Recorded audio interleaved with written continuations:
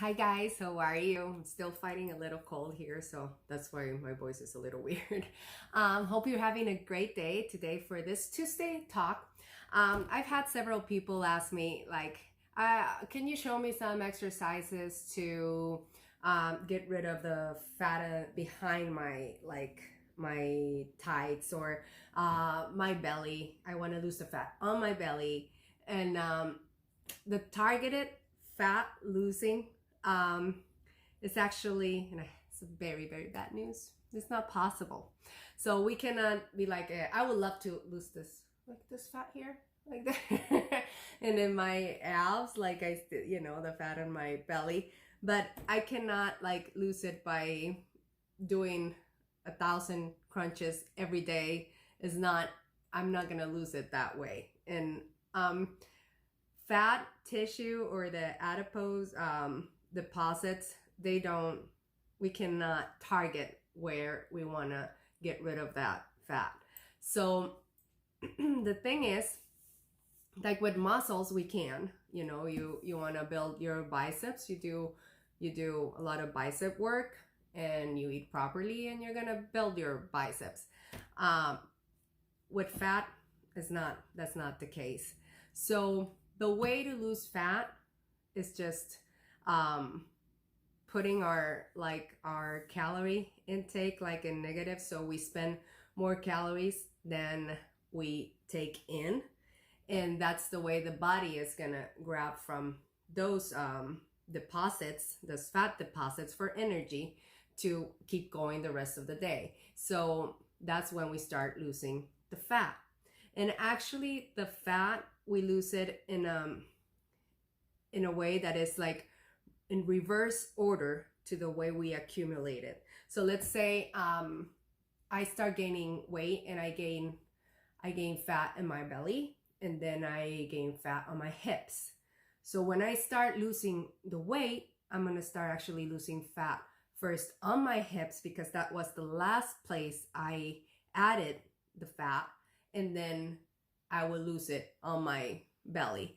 And those places where we actually, everybody is different. So those places where we actually accumulate fat, they're more determined by our genetics.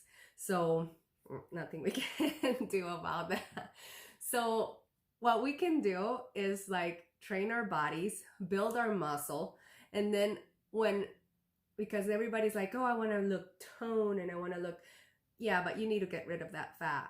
And even like if you've never done like weights or strength training, and say you're in like your 40s like me, what would happen is like, yeah, I lose a bunch of, I lose weight. And that actually happened to me like a few years ago when I started running.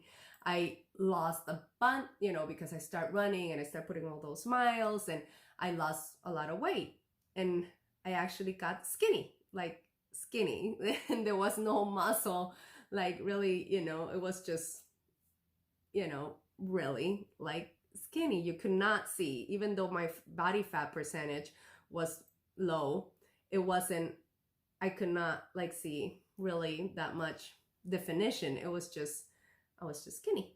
So that's when I decided like that's not really how I want to look. So I want to, have a lower fat percentage, but I want to look strong and I want to have muscle showing. So it's a long process, but you start building that muscle. You build that muscle, and then you shred the fat. You start losing the fat, and then your muscle shows. So that's when you get like, it's not like you're gonna have a 35% body fat and you're gonna do a bunch of crunches and you're gonna have a six-pack. It's not gonna happen. So you're gonna have to, and you can, you should still, keep working on your weights. I would never say don't do weights, because for me that's like essential. And the older you get, the more you need to do resistance training, because we lose muscle, and I'm going to talk about that in another Tuesday. But we do lose muscle every year after a certain age, and it is very important to hold on to it, build it, and then because it depends how you want to look. you know, if you want to look just skinny, you just want to be thin, then, you know, you do a lot of cardio, you lose weight, you're thin. But if you want to look tone and have those little muscles showing, you know, in your body, you have to get rid of the fat and you have to have built that muscle. So to lose the muscle, to lose the fat, you just have to, you know, go on a calorie deficit. Do it slowly. I would never recommend doing one of those, a crazy diet or nothing that is not natural in the healthy way. So because even though you don't have to get it into a lifestyle, it has to be part of your routine. It cannot be like, I'm going to get to this and then I'm done, because it's, you know, you're going to go back to where you were. So you have to build habits. You have to get it as part of your lifestyle. And that takes time, because we have to get rid of habits that have built through many, many years, and they're not going to change from one day to the other. So we go slowly, we change little things at a time, and we start losing that weight, and we're going to get rid of that fat. We keep that training going, and you're going to get those muscles and the fat, you know, from the places you want to actually get rid of it. You get rid of it, but it's going to be like all over your body, and how you're genetically predisposed to be losing that fat. That's how it's going to go. So I hope this clarify a little bit of the questions around the target fat like training.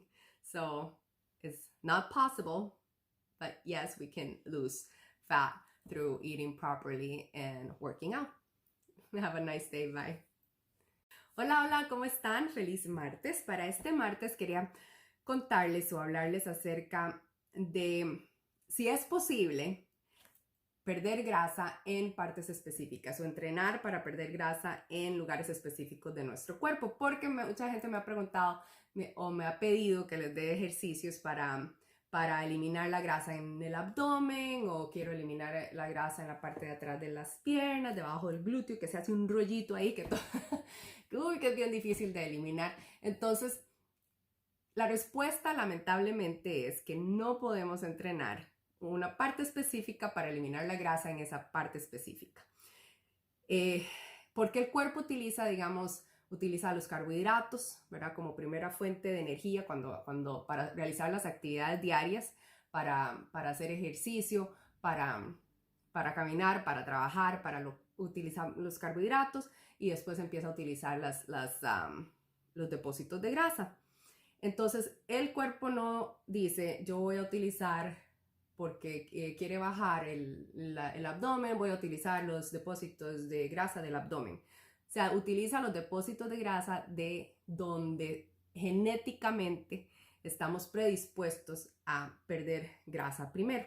Y de hecho, vamos a perder grasa en una forma inversa a como la ganamos.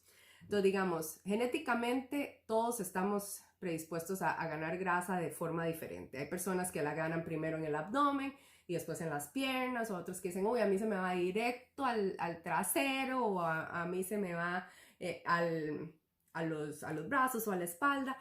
Eso es genética.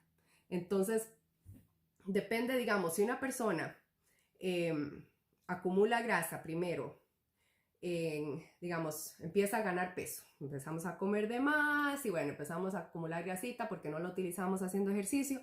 Entonces nos va primero al abdomen y después se nos va a las piernas.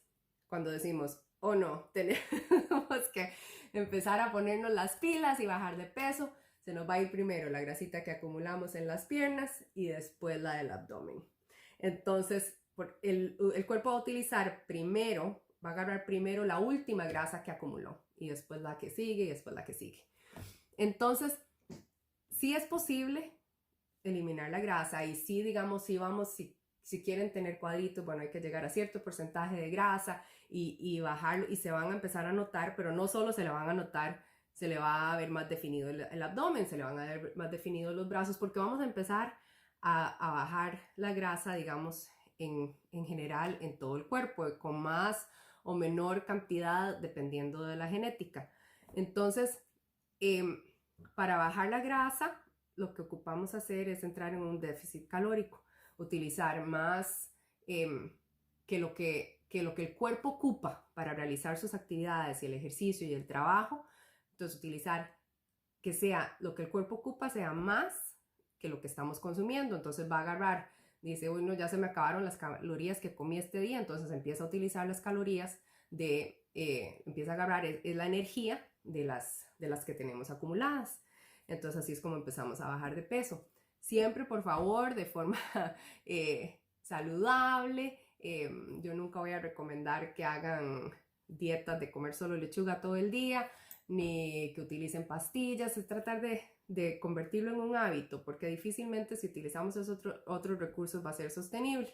O sea, usted puede llegar a bajar un montón de peso y verse súper bien por un mes o dos y después va a volver a como estaba antes y a veces hasta más. Entonces, si lo hacemos como un hábito, como un estilo de vida, entonces ya es parte de nuestra vida y hay que tener paciencia, porque digamos, el llegar a donde estamos ahora no lo hicimos en 6 meses, no lo hicimos en 2 meses, es el resultado de hábitos y conductas que realizamos por muchos años. Entonces, no podemos esperar, y a veces somos muy duros con nosotros mismos, no podemos esperar cambiar esos hábitos y esas conductas en 2 semanas y que ya, y que no voy no voy a recaer y que ya de ahora en adelante. Y hay personas que tienen mil fuerza de voluntad y lo hacen y determinación.